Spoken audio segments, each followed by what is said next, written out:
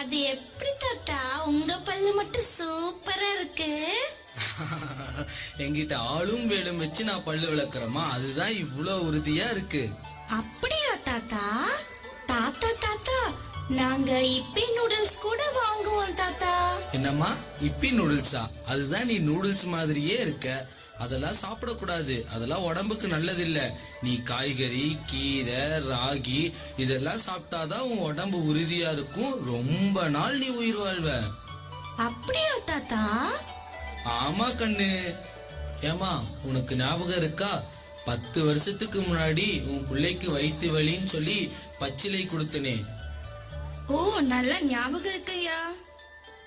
ஆமா, அப்போ இங்க ஒரு மரம் இருந்துச்சு. அந்த மரம் எங்க போச்சு? அது வாங்கியா, மரத்தெல்லாம் வெட்டி பெரிய பெரிய பில்டிங் கட்டிட்டாங்க. மரம் எல்லாம் அழிஞ்சு போயிடுச்சு. அட கடவுளே. ஏமா உங்க வீட்லயாச்சும் ஒரு மரம் இருக்கா?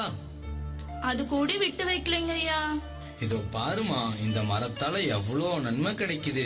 நமக்கு மழை கிடைக்குது, சுத்தமான காற்று கிடைக்குது, இலைப்பாற குளுமையான இடம் இருக்கு, எவ்வளோ நன்மை இருக்கு. நம்ம இயற்கையை இப்படி அழிக்கலாமா?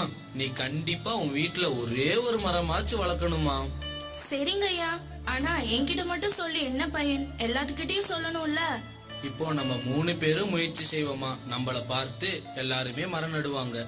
சரிங்கய்யா.